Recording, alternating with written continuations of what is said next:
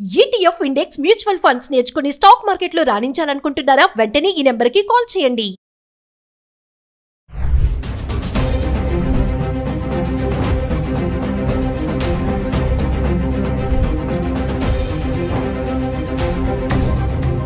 Hello viewers, welcome back to our channel. ప్రస్తుతం మనతో పాటు ఉన్నారు ఎంఎన్సీ ఎగ్జిక్యూటివ్ 25 ఇయర్స్ నుంచి అమెరికాలో ఉంటున్నటువంటి వీరభద్ర సార్ గారు. సార్తో మాట్లాడదాం. ప్రెసెంట్ అమెరికాలో సిచ్యువేషన్ ఎలా ఉంది అనేది. ఈరోజు చూసుకుంటే మరి 8 లక్షల మందిని ట్రంప్ గెట్అవుట్ అంటున్నాడు. చాలా మందిని రిటర్న్ పంపించేస్తున్నారు, మిలిటరీ ఎయిర్ క్రాఫ్ట్ బుక్ చేసి కూడా. మరి ఒక్కసారి సార్తో మాట్లాడదాం. మరి అక్కడ ఉన్నారు కాబట్టి అక్కడ ప్రెసెంట్ సిచ్యువేషన్ ఏంటి, మన వాళ్ళు ఎలాంటి ఇబ్బందులు పడుతున్నారు అనే దానిపైన. నమస్తే సార్. నమస్తే అమ్మా. సార్, అమెరికాలో H1B వీసాతో సెటిల్ అవ్వాలి అంటే ప్రాసెస్ ఎలా ఉంటుంది? అంటే H1B వీసా ఉంటే సెటిల్ అయిపోవచ్చు అక్కడ అంటే ఏం చెప్తారు సార్? ఇప్పుడు కొన్ని మాటలు మనము చాలా లూజ్గా వాడతాం అమ్మాయి. ఎవరైనా సరే మీ ఆడియన్స్ చూసేవాళ్ళు, ఫస్ట్ ఆఫ్ ఆల్ సెటిల్ అవడం అంటే ఏంటి? ఫిజికలీ స్టే చేయడమా, ఫినాన్షియలీ ఎస్టాబ్లిష్ అవ్వడమా, లేకపోతే ఒక ఉద్యోగంలో లాంగ్ టైంలో ఎంగేజ్ అవ్వడమా, ఏంటి? సో H1B అన్నది is just your visa status. H1B జనరల్గా for the long maximum period of 6 years ఇస్తారు. మధ్యలో ఒక 3 years తర్వాత రెన్యువల్ చేయాలి. అలానే H1B అనేది ఎంప్లాయర్ స్పాన్సర్డ్ వీసా. ఒక ఎంప్లాయరు నేను నా ప్రయత్నాలు నేను చేసి లోకల్గా ఉద్యోగుల కోసం వెతికితే నాకు కావాల్సిన స్కిల్ అండ్ ఎక్స్పీరియన్స్ ఉన్నవాళ్ళు దొరకలేదు కాబట్టి నేను H1 ఫైల్ చేస్తున్నా అని ఒక అండర్టేకింగ్ ఇచ్చి, ఎఫిడవిట్స్ ఇచ్చి, దానికి తగ్గట్టుగా తను చేసిన ఎఫర్ట్స్ ఏంటి, మినిమం 3 months ఎంతో పబ్లిష్ చేసి, ఎన్ని రెజ్యూమ్స్ వచ్చాయి, ఎంతో ఫిల్టర్ చేసాము, ఇవన్నీ ప్రూవ్ చేయాలి అది ఆ కంపెనీ. అప్పుడు వాళ్ళు ఫైనల్గా H1 ఫైల్ చేస్తారు. ఆ H1లో ఎవరన్నా నాలాంటి వాడు వచ్చాడు అనుకుందాం. వస్తే నేను అక్కడ జాబ్ చేస్తాను. మళ్ళీ అగైన్ లాస్ట్ టైం మీకు చెప్పాను, there is nothing called a job in America. Everything is temporary, everything is project oriented. So మనము ఒక ప్రాజెక్ట్కి వాళ్ళు హైర్ చేసినట్టయితే అది 3 నెలల, 6 నెలల, సంవత్సరమా ఆ ప్రాజెక్ట్లో మనం వర్క్ చేస్తాం. ఒకవేళ లాంగర్ ప్రాజెక్ట్స్ ఉన్నాయి, లాంగ్ టైం నడిచే ఎంగేజ్మెంట్స్ ఉన్నాయి, లేదంటే ఒక ప్రాజెక్ట్ నుంచి ఇంకో ప్రాజెక్ట్కి, ఇంకో ప్రాజెక్ట్ నుంచి ఇంకో ప్రాజెక్ట్కి, అట్లా అదే ఎంప్లాయర్ దగ్గర మీరు 3 ఏళ్ల పాటు కంటిన్యూ అయ్యారనుకుందాం. అప్పుడు 3 ఏళ్ల తర్వాత all you have to do is get your H1 renewed. ఆ రెన్యువల్ మళ్ళీ అప్రూవ్ రాగానే జనరల్గా మన పిల్లలు చేసేది ఏంటంటే ఇండియాకి వచ్చి స్టాంపింగ్ చేయించుకొని మళ్ళీ వెనక్కి వెళ్తారు కదా. అది ఇండియాకే రావక్కర్లా, వేరే వేరే మెథడ్స్ కూడా ఉన్నాయి. అసలు యాక్చువల్గా మీరు స్టాంపింగ్ చేయాల్సిన అవసరం కూడా లేదు మీకు. Stamping is only for the purpose of travel తప్ప మీరు విత్ ఇన్ ద కంట్రీ ఉంటే అదే కాగితం మీద మీరు అన్ని పనులు చేసుకోవచ్చు. కానీ చాలా మటుకు మన వాళ్ళందరూ అనుకునేది ఏంటంటే రెన్యువల్ అయింది కాబట్టి నేను ఇండియాకి వెళ్ళాలి, దీన్ని స్టాంపింగ్ చేయించుకుని రావాలి వస్తారు. ఓకే, వచ్చారు. వచ్చిన తర్వాత మళ్ళీ అనదర్ 3 years కంటిన్యూ అవుతుంది. అలానే ఒకవేళ అదే ఎంప్లాయర్ మీకు మళ్ళీ వేరే ప్రాజెక్ట్లో పెట్టి వేరే ఎంగేజ్మెంట్స్ ఇచ్చి మీకు కంటిన్యూ చేశాడు అనుకోండి, అక్కడే మీరు 6 ఏళ్ల పాటు సెటిల్ అవ్వచ్చు. సెటిల్, అది దట్స్ వన్ వే మనం సెటిల్ అంటాం. But it's again temporary for 6 years. ఈ లోపు green card, permanent residency process ఒకవేళ అదే ఎంప్లాయరు ఆయన దయా కరుణం ఉంటే బాగుంటే ఏం చేస్తారంటే they will initiate green card process. మళ్ళీ అక్కడ లేబర్ సర్టిఫికేషను అన్నీ వాళ్ళు వెళ్తారు. వెళ్ళి గ్రీన్ కార్డ్ కోసం అని చెప్పి again H1 or labour certification, then I-140, then eventually permanent residency or adjustment of status అంటారు దాన్ని, గ్రీన్ కార్డ్. సో అది మళ్ళీ ఒక ప్రాసెస్. అది 6 ఏళ్ళు అయిపోయిన వాడికి ఈ లేబర్ సర్టిఫికేషన్ I-140 కూడా కంప్లీట్ అయి ఉన్నట్టయితే వాళ్ళు ఎవ్రీ 2 years, ఎవ్రీ 1 year మీకు రెన్యూ చేసుకుంటూ ఉండొచ్చు. ఆటోమేటిక్గా అప్రూవ్ కూడా చేస్తారు. అది గ్రీన్ కార్డ్ వచ్చేంత వరకు, అంటే మన టర్న్ వచ్చేంత వరకు ఇది రెన్యూ చేసుకుంటూ అక్కడ ఎక్స్టెండ్ చేసుకుంటూ ఉండొచ్చు. అంటే H1B వీసా ఉన్న వాళ్ళకి గ్రీన్ కార్డ్ ఈజీగా వచ్చేస్తుంది సార్? ఈజీ ఏది లేదు. ఇప్పుడున్న స్టాటిస్టిక్స్ ప్రకారం కొన్ని స్టేటస్లో గ్రీన్ కార్డ్ కావాలంటే మీరు 70 years, 60 years వెయిట్ పీరియడ్ ఉందన్న. అంటే మన లైఫ్ టైంలో అది రాదు. సో అమెరికాకి వెళ్ళి సెటిల్ అంటే ఇదే. సో స్టేటస్ నాకు నన్ను ఇక్కడి నుంచి ఉద్యోగం లేకపోయినా బయటికి పంపించరు అనే స్టేటస్కి రావడం అంటే గ్రీన్ కార్డ్ తెచ్చుకోవడం. గ్రీన్ కార్డ్ వస్తే now you are settled physically in America. Physically economically which is job ఏదైనా ఉందా లేదా మీకు. ఆ జాబ్స్ ఇంత ముందు కూడా మీకు చెప్పాను నేను, అన్నీ టెంపరీ ఉంటాయి, కొన్ని మాత్రమే కార్పొరేట్ జాబ్స్ ఉంటాయి. ఇప్పుడు నేను ఒక పెద్ద కంపెనీకి వర్క్ చేస్తున్నా. So there is a sense of security. It's not like వాళ్ళు ఏదో ఫైర్ చేయడానికి కాదు, వాళ్ళకు కూడా బుక్స్ తారుమారయ్యి ప్రాఫిట్స్ తగ్గినప్పుడు, మార్కెట్ ప్రెషర్స్ ఉన్నప్పుడు, లేదంటే ఇప్పుడు ట్రంప్ చేసే హంగామా చూసినప్పుడు వాళ్ళకు కూడా భయానికి వాళ్ళు ఏం చేస్తారు, దే కట్ డౌన్. లేకపోతే కంపెనీ డైరెక్షన్ మారుతుంది. రీసెంట్గా గూగుల్ అన్నది all hardware and platform guys will let you go. ఎందుకంటే గూగుల్ వాళ్ళ డైరెక్షన్ మారుస్తున్నారు కాబట్టి. సో అలాంటప్పుడు గూగుల్ అనే పెద్ద కంపెనీలో 1,00,000 మంది ఉన్న కంపెనీలో మీకు ఒక పాకెట్ ఆఫ్ డిపార్ట్మెంట్స్ని ఎలిమినేట్ చేస్తే ఆటోమేటిక్గా జాబ్స్ పోయినాయి. సెటిల్ అన్నది ఏం లేదు అక్కడ. ట్రంప్ ఇప్పుడు అంటున్నాడు కదా సార్, సెటిల్ అవ్వడానికి అమెరికా రాకండి అని అయితే ఒక స్టేట్మెంట్ ఇస్తున్నారు కదా, అది ఎవరికి వర్తిస్తుంది? అదే చెప్తున్నాను నేను. మీరు ఆ ట్రంప్ అన్నాడా లేదా వదిలేసేయండి, ఆయన చాలా మాట్లాడాడు. సెటిల్ అవ్వడం అన్నది ఇట్స్ ఎ పాసిబిలిటీ. H1B నుంచి మీరు I-140 తర్వాత ఈవెన్చువలీ గ్రీన్ కార్డ్ వచ్చి అక్కడ మీరు ఉండొచ్చు. అట్ ద సేమ్ టైం ఆ ఉంటున్న టైంలో మీకు ఒకటే ఉద్యోగంతో 20 ఏళ్ళు 10 ఏళ్ళు 25 ఏళ్ళు ఉండే ఛాన్స్ లేదు. అమెరికానే కాదు, ఈవెన్ ఇండియా కూడా మీరు ఈ రోజున చూస్తే మీకు గవర్నమెంట్ ఉద్యోగాలు లేకపోతే బ్యాంక్స్ ఇలాంటివి ఏమన్నా అది మీరు ఎక్కడ జాయిన్ అయితే అక్కడ సెటిల్ అయిపోవచ్చు. కానీ మిగిలినవన్నీ ఐటీ జాబ్స్ అన్నీ కూడా then are permanent jobs. Anybody can be laid off any time. 2 weeks notice ఇవ్వాలి వాళ్ళు అంతే. ఆర్ మేబీ ఇండియాలో నోటీస్ టైం ఎక్కువ ఉందేమో, బట్ నోటీస్ ఇచ్చేసి వాళ్ళు లే ఆఫ్ చేయొచ్చు. వాడు nothing holds them back. There is no protections under the law. Present ఇప్పుడు ట్రంప్ H1B వీసా దాంట్లో కూడా మార్పులు చేస్తున్నామని చెప్పి అంటున్నారు కదా సార్, ఏమన్నా మార్పులు జరిగాయి అనుకుంటున్నారా? యాక్చువల్గా ట్రంప్ అండ్ ఈలాన్ మస్క్ వీళ్ళు ఈ బ్యాచ్ అంతా they are more in favour of H1B.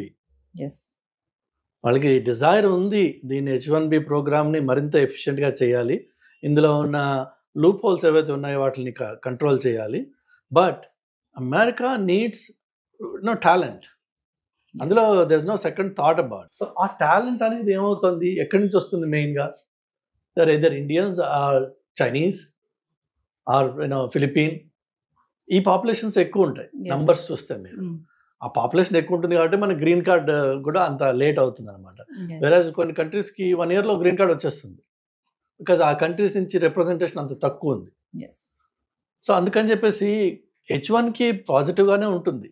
In future issues ఇంకా డెవలప్ అవుతాయి, పాజిటివ్నెస్ బాగుంటుంది. కానీ వాళ్ళకి గ్రీన్ కార్డ్ రావడం అనేది అది ట్రంప్ ఒక్కడి వల్ల అయ్యే పని కాదు. అది కాంగ్రెస్లో లీగల్ ఏదైతే ఉందో స్టేటస్ మార్పిడి లేకపోతే గ్రీన్ కార్డ్స్ కోటా మేనేజ్మెంట్ ఏదైతే ఉందో దానికి నేను అమెరికాకు వెళ్ళినప్పటి నుంచి క్యాంపెయినింగ్ నడుస్తుంది, ఇన్ఫ్లుయెన్స్ నడుస్తున్నాయి, బిల్స్ వస్తున్నాయి.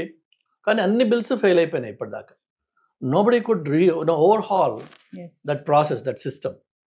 అందులో సిస్టంలో ప్రాబ్లమ్స్ ఉన్నాయని అందరికీ తెలుసు. లీగల్ ఇమిగ్రెంట్స్ కష్టపడుతున్నారన్న విషయం అందరికీ తెలుసు.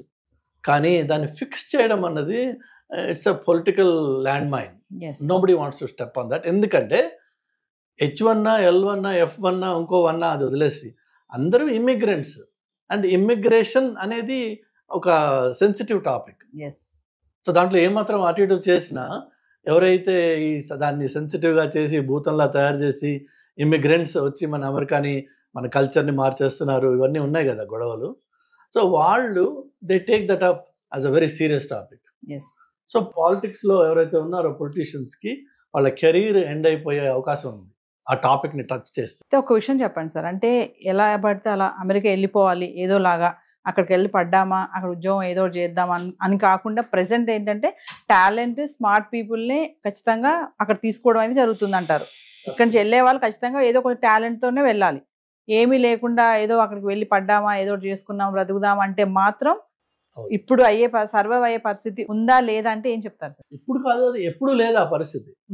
ఎందుకంటే అన్ఫార్చునేట్గా మనము అక్కడ వెళ్ళి ఇండియన్స్ కొంత సిస్టమ్స్ని అక్కడ పొల్యూట్ చేసిన మాట వాస్తవం. నేను రీసెంట్ టైమ్స్లో I have seen notifications for ఇది ఎంప్లాయీస్ కోసం నోటిఫికేషన్స్ పెట్టిన వాళ్ళు క్లియర్గా కింద చెప్తున్నారు, no AP or Telangana graduate. అదే మనం ఎంత నొటోరియస్ అయిపోయాం అన్న దానికి ఒక ఎగ్జాంపుల్ చెప్తున్నాను. పోనీ ఆ పెట్టినవాడు లోకల్ అమెరికన్ కాదు, వాడు ఇండియనే. బట్ వాళ్ళు చూస్తున్నారు ఏంటంటే మనం చేసే తప్పుడు పనులు ఏవైతే ఉన్నాయో, అంటే ఏంటంటే ఫర్ ఎగ్జాంపుల్ ఈ స్టూడెంట్స్గా చదవడానికి వస్తారు F1 మీద, ఆ వచ్చిన పిల్లవాడికి మహా ఉంటే 22-23 ఇయర్స్ ఉంటాయి ఏజ్. వాడు అక్కడికి వచ్చి మాస్టర్స్ చేస్తాడు, వాడికి ఒక రెజ్యూమే తయారు చేస్తారు ఈ కన్సల్టింగ్ కంపెనీస్. అది 100% బోగస్ అది. ఓకే, సో ఆ బోగస్ రెజ్యూమే మీద జాబ్స్ ఎవరిస్తారమ్మా? సో ఏదో ఒకటి చేసుకుంటా అంటే ఈ దొంగతనం కొన్ని రోజులే నడుస్తుంది, ఏదైనా సరే అది పట్టుపడుతుంది, పట్టుపడిపోయింది ఇప్పుడు. బట్ నెవర్దలెస్ మనం చేసింది దొంగతనం. నేను అమెరికాకి వెళ్ళి ఏదో చేసుకుని బతికేస్తాననే ప్రసక్తి లేదు అక్కడ. అంటే ప్రెజెంట్ ఒక విషయం చెప్పండి సార్, ప్రెజెంట్ మాత్రం అక్కడికి వెళ్తే టెంపరీ, నువ్వు జాయిన్ చేసానికి వెళ్ళినా చదువుకోవడానికి వెళ్ళినా ఏదైనా సరే టెంపరీగానే ఉండి రావాలి తప్ప అక్కడ సెటిల్ అవ్వడం అనే ఆలోచన అనేది ఇప్పుడున్న పరిస్థితిలో లేదు అని అనుకోవచ్చు అంటారా? టెంపరీ అంటే మీరు అమెరికాకి విజిట్కి వెళ్ళి రావడం అనేది ఉంది కదా, దాన్ని B1 B2 వీసా అంటారు. అలా వెళ్ళేసి సరదాగా 3 నెలలు 2 నెలలు తిరిగేసి వస్తాను నేను, అది కూడా ఆ వీసా అప్రూవ్ అయితే వెళ్ళి తిరిగి రండి, ప్రాబ్లం లేదు. కానీ అక్కడికి వెళ్ళి నేను ఏదో ఒక ఆడ్ జాబ్ చేసుకుంటాను, ఆడ్ జాబ్స్ అంటారు వాటిని. ఏదైతే మీకు ఎంప్లాయర్ చెక్ రూపకంగా మీకు శాలరీ ఇవ్వలేడు, బై క్యాష్ ఇస్తారు. ఎందుకంటే ఎంప్లాయర్ కూడా తెలుసు is not suppose to employ you, కానీ వాడు వాడుకున్నాడంటే క్యాష్ రూపకంగా డబ్బులు ఇస్తాడు. That means you are living an illegal life. మీరు నిర్ణయం చేసుకోవాల్సిందల్లా మీ ఆడియన్స్ అందరికి ఎవరికైనా నేను చెప్పేది ఏంటంటే, అక్కడికి వెళ్ళి ఆ బతకాల్సిన అవసరం ఉందా నీకు? అక్కడికి వెళ్ళి అంత హీనంగా ఏ మెక్డానల్డ్స్లోనో లేదంటే ఏ ఇండియన్ రెస్టారెంట్లోనో నలుగురికి సర్వ్ చేయడమో, లేదంటే గిన్నెలు కడగడమో, లేదంటే స్టోర్స్లో పనిచేయడమో అర్ధరాత్రి అపరాత్రి, అక్కడ ఉండే రిస్కులు ఉన్నాయి. బట్ ఆ వర్క్ కోసం అని చెప్పి నువ్వు అమెరికాకి వెళ్ళాలా? డాలర్ కన్వర్షన్ అంత గొప్పదా? అంత అవసరమా? అది లేక ఇక్కడే మన అహంకారం ఏదైతే ఉందో కొంచెం అహాన్ని కొంచెం కంట్రోల్ చేసుకుని ఎంతోమంది మాస్టర్స్ చేసి ఇంజనీరింగ్ చేసి ఫార్మస్యూటికల్ డిగ్రీస్ చేసి పిల్లలు పానీపూరి బండి పెట్టుకున్నారు. ఇండియాలో హైదరాబాద్లో ఉన్నారు మీకు మాస్టర్స్ చేసి పానీపూరి పెట్టుకున్న వాళ్ళు, రోజుకి 3,000 2,000 4,000 సంపాదిస్తున్నారు వాళ్ళు. తప్పేంటి అందులో? కానీ మనకేంటంటే డిగ్నిటీ ఆఫ్ లేబర్ అని చెప్పి ఒకటి ఇండియాలో ఇక్కడ ఉంది. అదంతా నేను చేస్తా, ఇదంతా నేను చేస్తా అక్కర్లా. నువ్వు ఏదైనా సరే, ఏ పనైనా సరే, ఫస్ట్ ఆఫ్ ఆల్ నీ సెల్ఫ్ రెస్పెక్ట్ మెయింటైన్ చేసుకుని నువ్వు పని చేసినట్టయితే అది నీకు గర్వంగా ఉంటుంది, ధైర్యంగా ఉంటుంది. నువ్వు దొంగతనంగా బతకాల్సిన అవసరం లేదు. అక్కడ మీకు డ్రైవర్స్ లైసెన్స్ రాదండి మీకు స్టేటస్ రాకపోతే, which means you can never drive. వేరే వాళ్ళ కారులో అయాపా అని అడుకుని తిరగాలి తప్ప యూ కెన్ నెవర్ డ్రైవ్. ధైర్యంగా మీరు ఒక ఫ్లైట్ ఎక్కి వెళ్ళలేరు, ఎక్కడ ఎవడు నేను స్టేటస్ చెక్ చేస్తాడో. అంత దొంగగా ఉండాలి. అంత ఉండాల్సిన అవసరం ఉందా? అన్ఫార్చునేట్ ఏంటంటే నాకంటే ముందు 10 మంది వెళ్ళారు, వాళ్ళందరూ అక్కడ ఉన్నారు, వాళ్ళు సెటిల్ అయిపోయారు, నేను కూడా వెళ్తా అక్కడికి. ఈ పక్కవాడిని చూసుకుని మనకి అది ఆ ఇచ్చి మొదలవడం తప్ప, అందులో అక్కడికి వెళ్ళాక తెలుస్తుంది వాడు ఎంత దరిద్రంగా అక్కడ ఉంటున్నారు అనేది. ఒక్కొక్క అపార్ట్మెంట్లో 4-3 ఉండాల్సిన అపార్ట్మెంట్లో 8 మంది 10 మంది ఉంటారు. కొన్ని చోట్ల అయితే రాత్రి షిఫ్ట్ సగం మంది పనిచేస్తారు కాబట్టి వాళ్ళ బెడ్స్ వాళ్ళు వాడుకోవడానికి ఈ డే షిఫ్ట్ వాడు అపార్ట్మెంట్లో ఉంటాడు. ఒక రోజున వాడు బ్రేక్ తీసుకుంటే వాడికి పడుకోవడానికి చోటు ఉండదు. అతి హీనంగా ఉంటుంది పరిస్థితి. అక్కడికి వెళ్ళి అంత హీనంగా ఉండాల్సిన నీకు కర్మ ఉంది, నాకు వేరే ఏమి అవకాశాలు లేవు ఇక్కడ అంటే గాడ్ ఈజ్ గ్రేట్. కానీ అంత దరిద్రాన్ని అక్కడ ఉన్నవాడు నీకు చెప్పడు, ఆ విషయం చెప్పరు. వాడేమో అమెరికా 4 బిల్డింగ్స్ బొమ్మలు చూపిస్తే ఇదే అమెరికా అనుకుంటారు. ఆ బిల్డింగ్స్ ఉన్నది only New York city down town లో మాత్రమే ఉన్నాయి, or maybe Chicago, or maybe LA.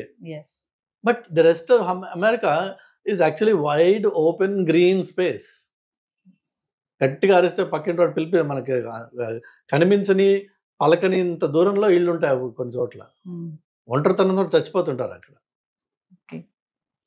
So అక్కడికి వెళ్ళి నాకు అంటే వేరే వాళ్ళు చెప్పిన వాటి విషయాలు అవి విని మభ్యపడి అక్కడికి వెళ్ళే బదులు ఫ్యాక్ట్ చెక్ చేయండి. What is the reality on the ground. Present sir H1B visa tight అవుతుంది, టైట్ చేస్తున్నాడు ట్రంప్ అంటే ఏం చెప్తారు ఓవరాల్ గా? టైట్ లూజ్ అంటే ఏం లేదండి, మనకి ప్రాపర్ క్వాలిఫికేషన్ ఉంది. నెంబర్ 1 క్వాలిఫికేషన్ ఉంది. నెంబర్ 2 వీసా ఇంటర్వ్యూకి వెళ్ళినప్పుడు ఆయన అడిగే మినిమం ప్రశ్నలకి నేను ఇంగ్లీష్లో జవాబు చెప్పగలనా లేదా? అలా వాళ్ళు 100 ప్రశ్నలు వేయరు కదా, అది ఇంటర్వ్యూ కాదు, అది 3 4 ఉంటాయి. వాళ్ళు అదే మెతుకు ముట్టుకున్నట్టే, మొత్తం ఒక అన్నంలో చేయబెట్టట్లేదు కదా. ఆ 3 మెతుకుల్లో మీకు అది ఇది పాడైపోయింది అన్నం రా అని చెప్పి వాడికి తెలిసిపోతుంది. అలా కాదు, మీ దగ్గర సరుకు ఉంది. If you are talented you should definitely try. America is one country where if you are talented your opportunities are endless. కానీ ఇక్కడ నువ్వు చదివిందే వానాకాలపు చదువు, అక్కడికి వెళ్ళి ఏం చేస్తావు పరిస్థితి. దయచేసి నా సలహా ఏంటంటే work on yourself first, be good at some subject, take whatever it is.